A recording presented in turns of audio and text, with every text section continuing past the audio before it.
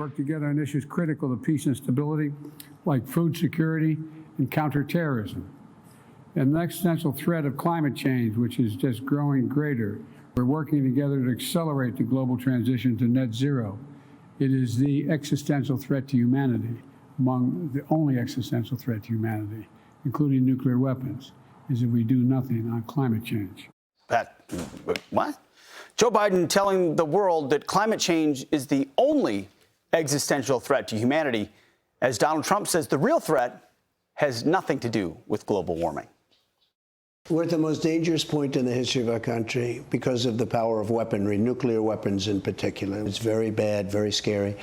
And I will tell you, we have a chance of going into World War III because of our leader. He talked the other night about that nuclear doesn't matter so much. What matters is, think of this, global warming. The only global warming that matters to me is nuclear global warming.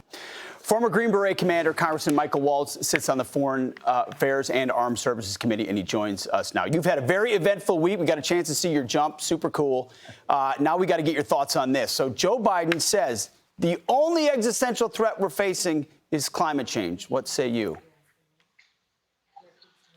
Well, Pete, I mean, that's just ridiculous on the face of it. And this is why we're calling this the common sense election. I think anybody with common sense recognizes that may very well be a long-term concern. And by the way, President Trump absolutely cared about the environment. He entered into the Trillion Trees Initiative, a global initiative for reforestation and conservation. He did a number of things through the EPA to make us have the cleanest water, cleanest air in world history, and trending in the right direction. Meanwhile, China trending in exactly the wrong direction, opening a coal-fired power plant, Russian coal typically, in China, one per week. But let's take a step back. Look at the nuclear threat that we are facing right now. You've got Putin and his nuclear saber rattling. You've got Iran marching towards a nuke led by a religious fanatic and the Ayatollah. The Biden administration is doing nothing about North Korea as he builds multiple nukes now and tests ICBMs.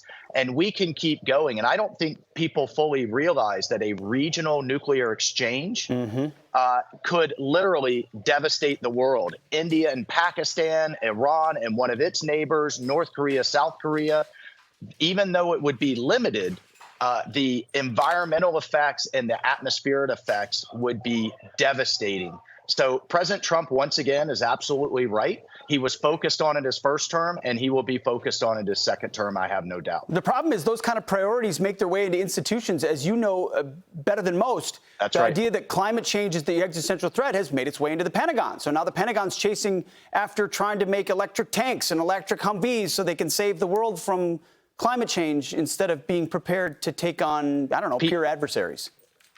No, you're absolutely right. I sat in testimony as Biden's Secretary of the Army. I mean, people say this electric tank thing is a joke. It is not.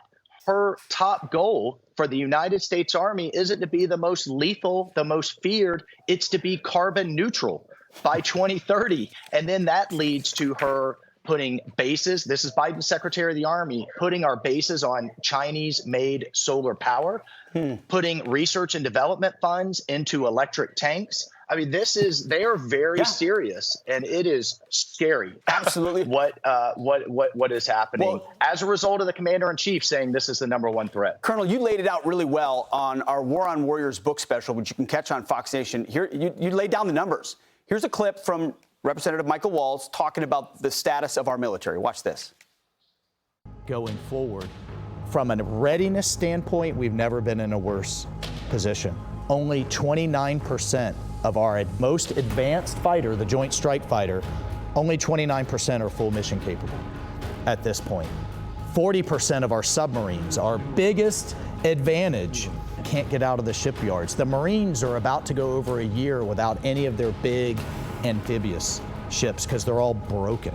So these bad policies after bad policies over the years, I fear you're going to see what we have today, which is deterrence crumbling around the world. And while we're focused on climate change, that's exactly what we've seen, deterrence crumbling. Hey, Pete, I was just in Normandy, walking the hallowed grounds, the Rangers in Pointe du Hoc, the infantry that stormed the beaches of Omaha, the 82nd Airborne at St. Mary Glees, where we reenacted their chump. They weren't worried about all of that nonsense. They were worried about defeating the Germans and having the training, the men and women, the material that they needed, and a commander-in-chief that knew how to use them. And you can have the most capable military in the world, but if our enemies don't respect the commander-in-chief, as they don't respect this one, I tell you what, they feared President Trump, and that's why you didn't see any wars on his watch. No doubt. Well, Michael Waltz, thank you for all of your amazing work. By the way, for being in that special, but I will say this, when I started writing the book, The War on Warriors, one of the very first phone calls I made was to Mike Waltz to say, hey, where do you get your... I'm so glad you wrote that book, Pete. Well, I appreciate it. It's a fantastic read. You were an amazing resource. You've led the way on this. I'm grateful. You fight for those warriors every day. Thanks for being on the program today. Thank you, Colonel. I'm Steve Ducey. I'm Brian Kilmeade. And I'm Ainsley Earhart. And click here to subscribe to the Fox News YouTube page to catch our hottest interviews and most compelling analysis.